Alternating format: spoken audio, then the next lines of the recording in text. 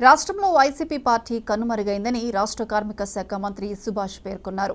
కాకినాడలో ఆర్ఎండ్బి guest house లో జరిగిన విలేకరుల సమావేశంలో ఆయన మాట్లాడారు. నవరత్నాల పేరుతో సంక్షేమ పథకాలను గాలికి వదిలేశారని అన్నారు.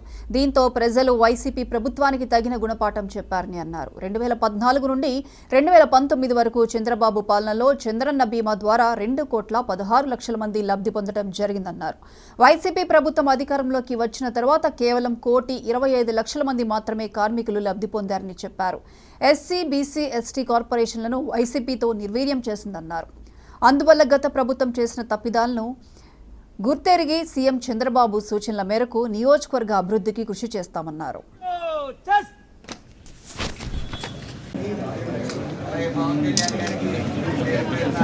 ఎస్సీకి సంబంధించి 28 పథకాలు కానీ తీసేసి ఓన్లీ నవరత్నాల మీద బేస్ అయ్యి మేము చాలా చేస్తున్నాం ప్రజలకి అని చూపించుకోవడానికి చూశారు. కానీ అది వికటించింది. ఇసుక ముఖ్యంగా వ్యాపారమే మొదలుపెట్టారు. ఆ ఇసుక వ్యాపారం వల్ల పూర్తిగా భవన నిర్మాణ కార్మికులు రోడ్డున పడే పరిస్థితి.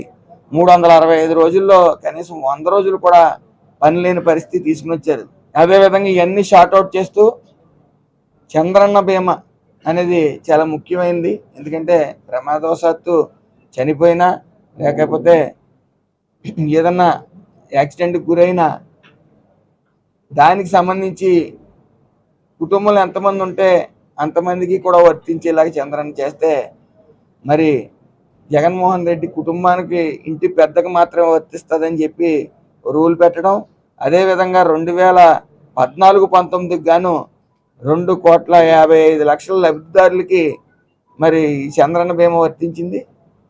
అలాగే ఈ జగన్మోహన్ రెడ్డి ప్రభుత్వంలో కేవలం 1,25,00,000 మందికి మాత్రమే ఈ యొక్క చంద్రన్న బీమా అందజేయడం జరిగింది. ఏదేమన్నప్పటికీ అవినీతిమయం మొత్తం అంతా కూడా ఈ లిక్కర్లో కానీ ఇసుకలో కానీ మొత్తం రాష్ట్రాన్ని కొల్లగొట్టేసిన ప్రభుత్వం వైఎస్ఆర్సీపీ ప్రభుత్వం. అలాంటి ప్రభుత్వానికి మొత్తం రాష్ట్ర ప్రజలందరూ కూడా బుద్ధి చెప్పారు. మళ్ళీ మనం ఈ వైఎస్ఆర్సీపీ అనే మాట ఈ రాష్ట్రంలో వినం కూడా. ఎందుకంటే 11 సీట్లతో పరిమితం అయ్యారు. 175కి 175 అని చెప్పింది జగన్మోహన్ రెడ్డి గారు. 11 సీట్లకు పరిమితం అయ్యారు. మరి అది నాకు తెలిసి ఇంత ఘోర పరాజయం ఈ దేశంలో ఎప్పుడూ ఉండదు. 151 సీట్ల నుంచి 11 సీట్లు వచ్చారంటే ఎంత చేదరించుకున్నారంటే ఆయన అమాయకత్వం ఇంకా ఆయనకి జ్ఞానోదయం అవ్వలేదు. జగన్మోహన్ రెడ్డి నన్ను ఎందుకు ఓడించారని నాకు అర్థం అవట్లేదు, నేను బోళ్ళంత చేశాను అన్నారు.